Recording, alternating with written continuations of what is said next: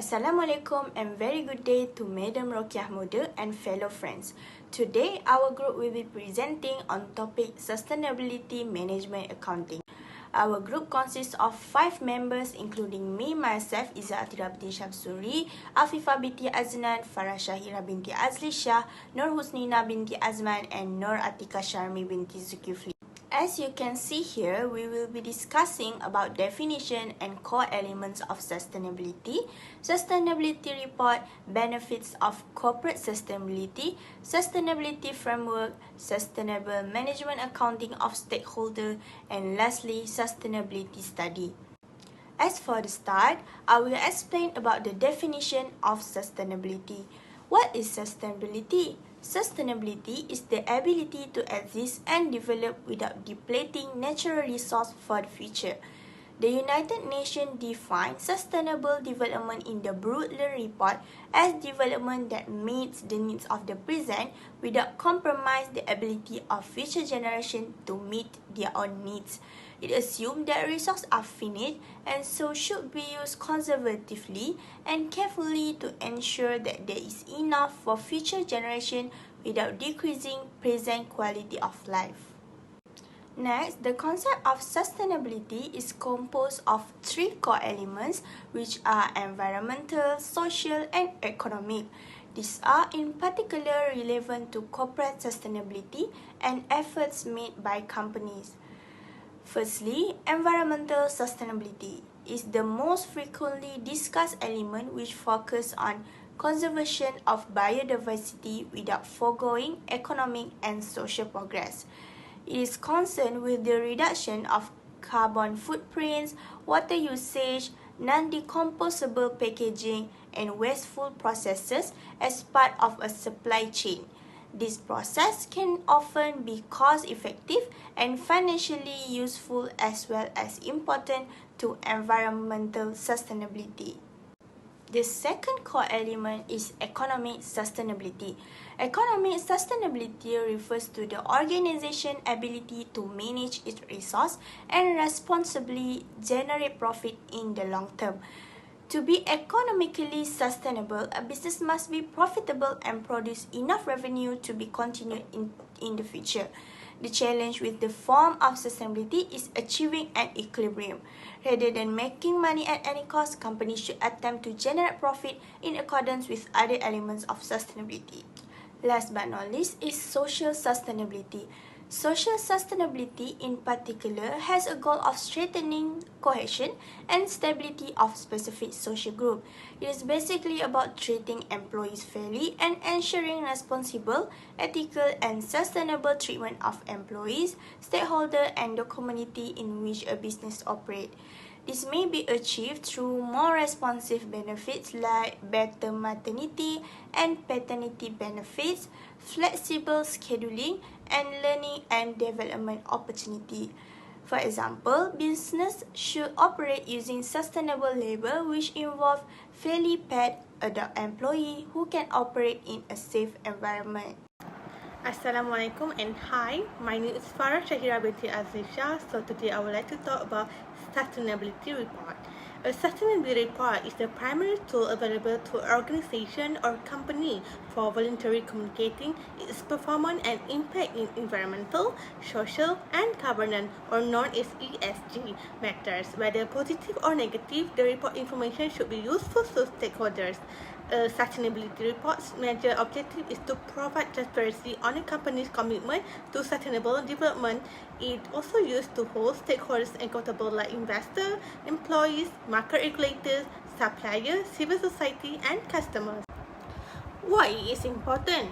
By accumulating and updating information on a regular basis, the report must build and communicate the links between sustainability and the business. Some of the benefits of creating a sustainability report are: first, it contributes in the improvement of organizational management by recognizing dangers, identifying energy-saving opportunities, and avoiding compliance concerns.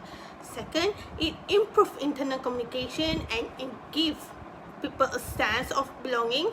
Employees in a large organization are frequently uninformed of the company acts which they may be associated. Third, it improved the organization's image and reputation by highlighting its commitment to sustainable development through a variety of sustainable services as well as its social and environmental contribution. Lastly, it strengthens financial relationship by sending a consistent message and eliminating remarks that are off topic. Because the report is based on internet concern, it is a credible source of information on a regular basis. Sustainability report has 5 principal use. For the first one is transparency and reliability. This is considered the most important principle in ESG reporting, and it aims to ensure that the data in the report is accurate and dependable. And the second one, balance and neutrality. This approach ensures that you do not merely report on one side of the story.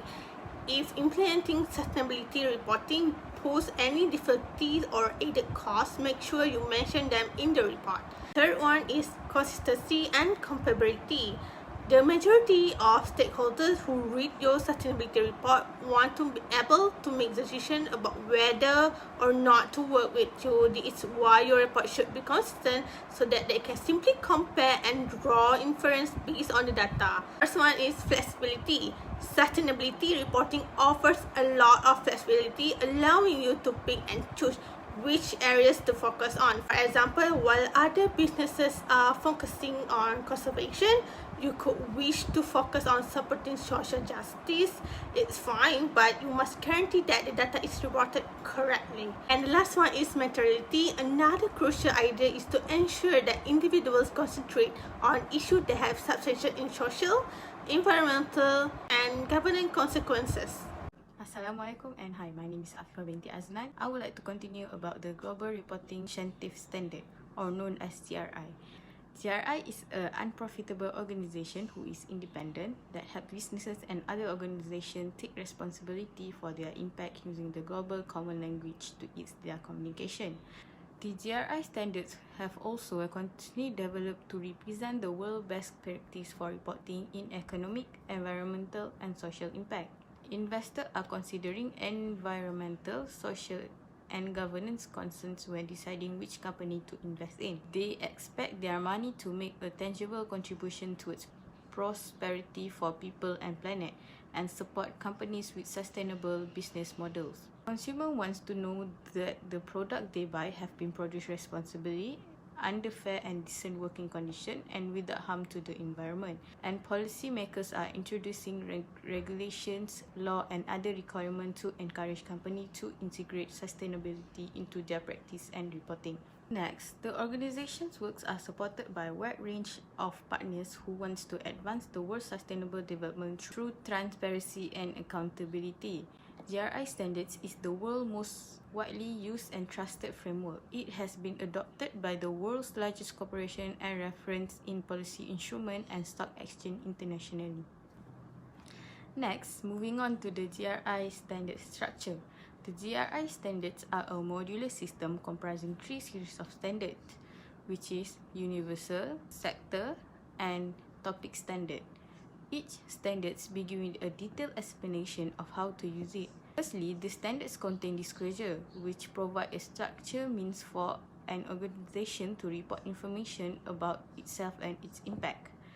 The disclosure can have requirements and can also include recommendation. Requirements list the information an organization must report or instruction it must comply with a report in accordance with the GRI standards, while recommendation indicates that certain information or a particular course of action is encouraged or not compulsory.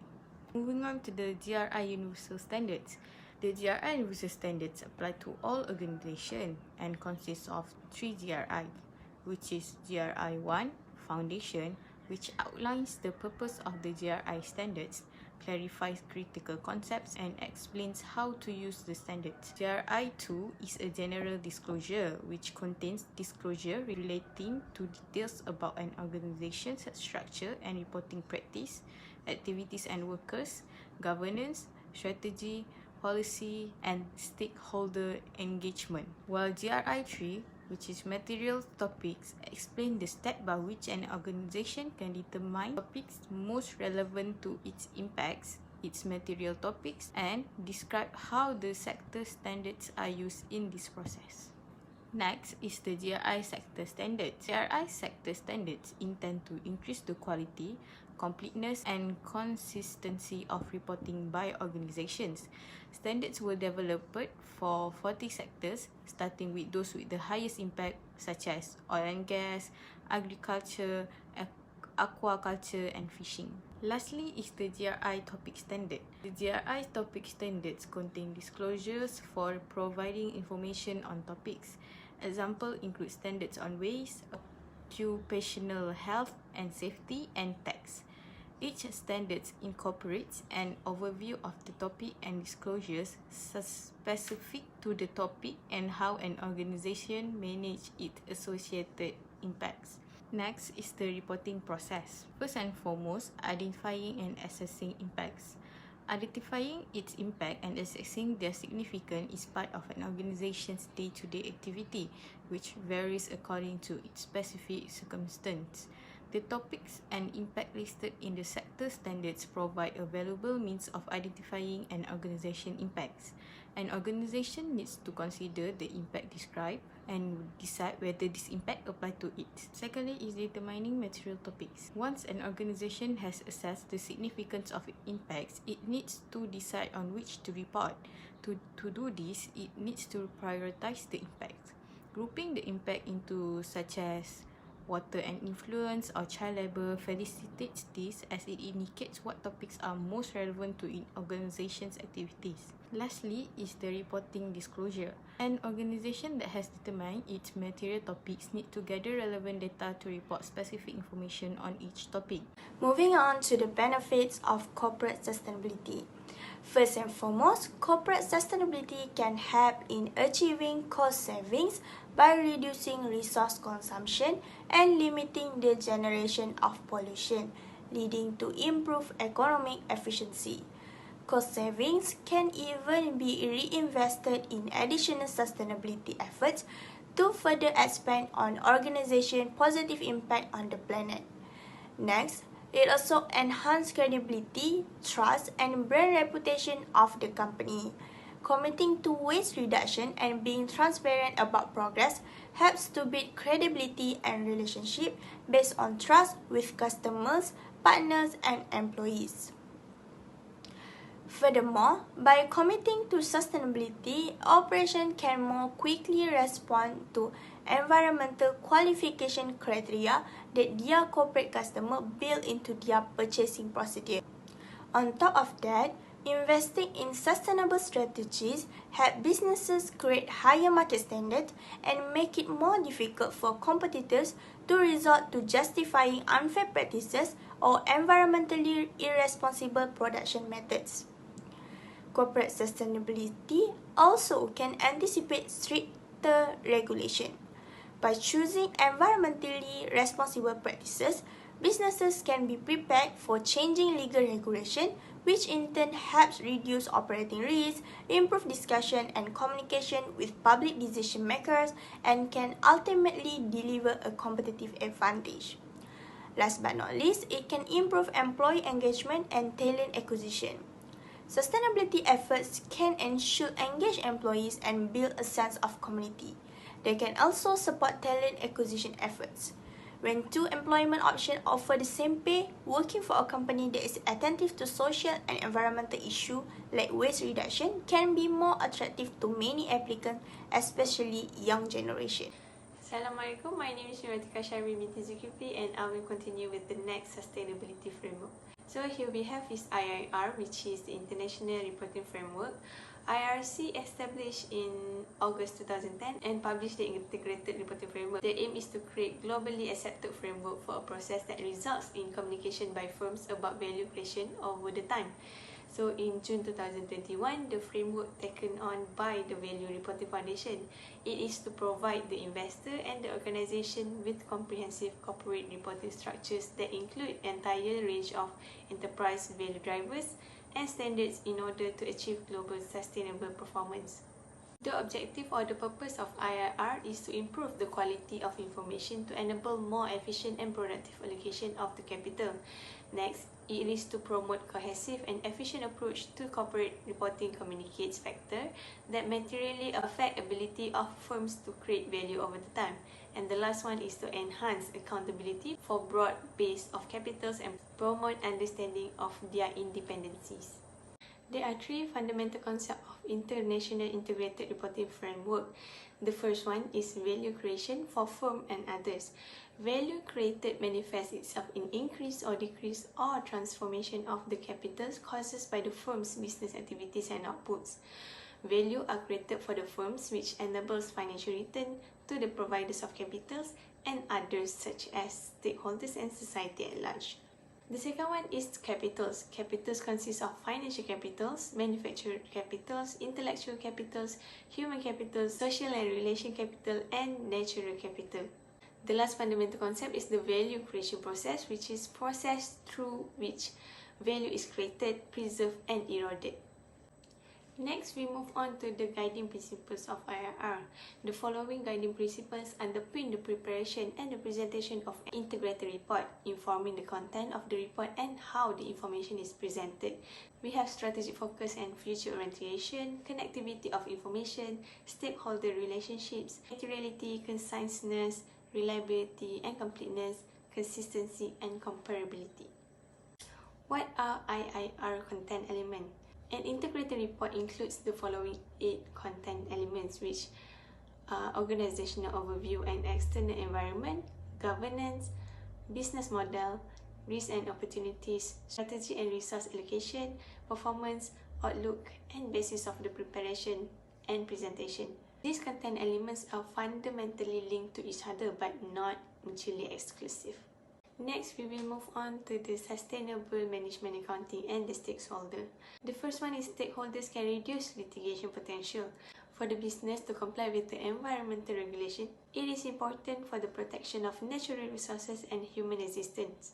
Sustainability takes into account the future impact of economic development and it incorporates in ways that benefit the company, environment, and the consumer's life. The next one is to improve the corporate social responsibilities. Corporations are increasingly held accountable to its stakeholders in terms of adhering to the environmental regulation and improving the quality of life. Although the firms operate primarily to benefit the investor, there is a growing role of stakeholders to take a harder look into the business strategies and recognize that sustainability. The last one is to increase sales and profit. Satisfying customer desire for green product can increase the sales and profits. Less wasteful and more efficient production and operating methods can reduce the cost and boost the profitability. That's all from me. I will pass to the next presenter. Assalamualaikum, my name is Nur Husnina. So I will continue presenting the sustainability study. Our group decided to choose to study the sustainability at Tenaga Nasional Berhad. Let's start.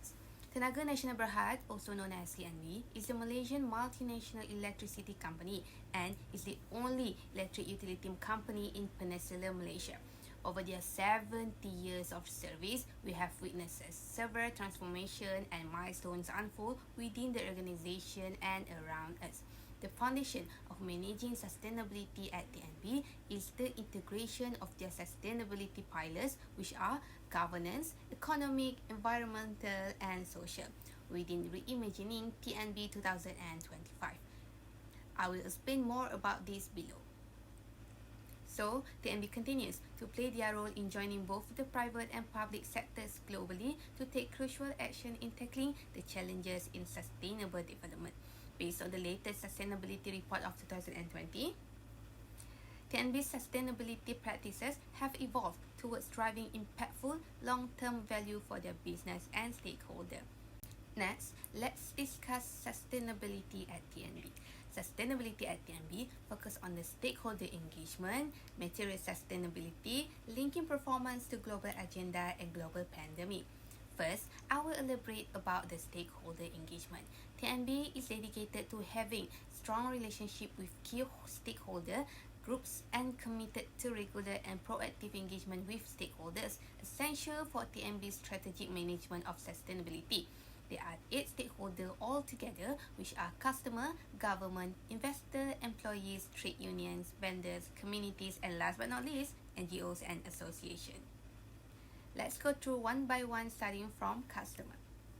TNB's customer comprise domestic, commercial, and industrial customer, including small and medium-sized enterprise (SME) and large corporation. One of the values created for customer is a provision of relief packages to support customer, especially during the pandemic. Next, government, which are the Malaysian federal and state governments, parliamentarians, municipal council, and regulators. The value created by TNB to the government is collaboration with the government to achieve the objective of the industry and supporting the nation's economic recovery post-pandemic. Moreover, investor, which includes institutional and retail investor, analysts, and potential investor with interest. TNB intends to give attractive dividends in a timely manner to their investor. Furthermore, for the employees aspect, TNB has about 35,576 full-time employees, excluding contractors. TNB wants to protect the safety and health of employees, especially during the pandemic COVID-19, and make sure their physical, mental, and emotional health are taken care of. Next, we move to trade unions. There are 3 registered unions and 2 workers' associations that cover all executive and non-executive employees, fostering upon communication and strong relationship with employees. On top of that, the vendors. The vendors is one of the stakeholders of TNB, estimated of 3,442 contractors and suppliers, making TNB wants to deliver the best capability of development opportunities for them. Moreover, the stakeholder of TNB is communities. Not focused on only the local communities that TNB engage with in or near areas where they operate, but also those impacted by TNB's operations in delivering the services by protecting the safety of communities where TNB operates. Last but not least, NGOs and association includes consumer association, think tank groups, environmental groups, and chambers of commerce. TNB created the value for NGOs and association by advocating solutions to be utilized amongst our society as well as our customer in environmental, social, and governance aspect. Secondly, sustainability at TNB focuses on the material sustainability that reflects the key governance, economic, environmental, and social topics that significantly impact TNB's business and stakeholder.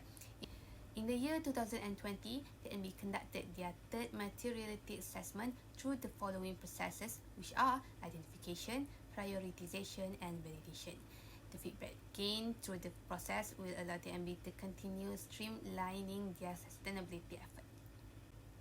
So firstly, for governance, TNB is responsible for reinforcing ethical and safe business culture. Next, in terms of economic, TNB empowering the nation by providing reliable and efficient energy to customers. Furthermore, TNB has environmental stewardship, which supports transition to a low-carbon economy as well as minimize environmental impact. Lastly, for social aspect, TNB value their people by creating a favorable working environment that boosts employee morale and development. Okay, so now we move to the 3rd sustainability at TNB, which is linking performance to global agenda. TNB's largest impact are focuses on 4 UN SDGs, which are aligned to their strategic direction. The first goal is UN SDG 7 is TNB prioritize energy efficient, clean energy technology and related infrastructure. The second goal is UN SDG 8, which TNB promote sustainable business performance and create employment opportunities. The third goal is UN SDG 13. TNB support Malaysia's commitment to the Paris Agreement and seek to mitigate their GHG emission and environmental impacts as well as adapt to climate risk.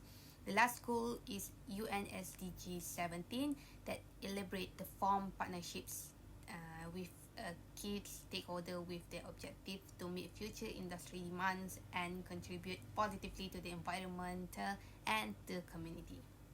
For the last part of sustainability at TNB is the global pandemic. As the world is vulnerable and under great pressure arising from the COVID-19 pandemic, TNB has responsibility of powering the nation and ensuring that its critical infrastructure remains running and functioning. TNB's response to COVID-19 are: first, stimulating business and the economy; second, providing support and customer and community; and the last one is safeguarding employees.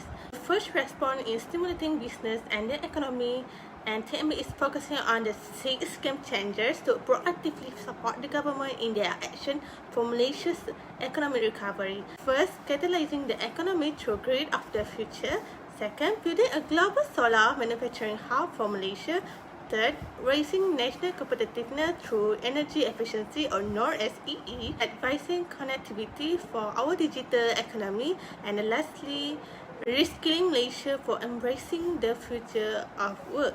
The second response is to providing support to customers and communities. TNB empathizes with the financial burden that COVID-19 has inflicted on their customers and help to ease their burden by offering different relief packages by collaborating with the government on a package rangsangan ekonomi prihatin or known as Prihatin to offer support including discounted pills for all 7.66 million domestic customers. The last response of TNB is safeguarding employee. TNB rapidly established the COVID-19 crisis response team under the Group Human Resources Division, part of their business continuity management. Thus, work from home initiative was implemented where applicable to safely and remotely continue operation, as well as protocol were implemented to monitor employees who tested positive for COVID-19 while contracting procedures were deployed.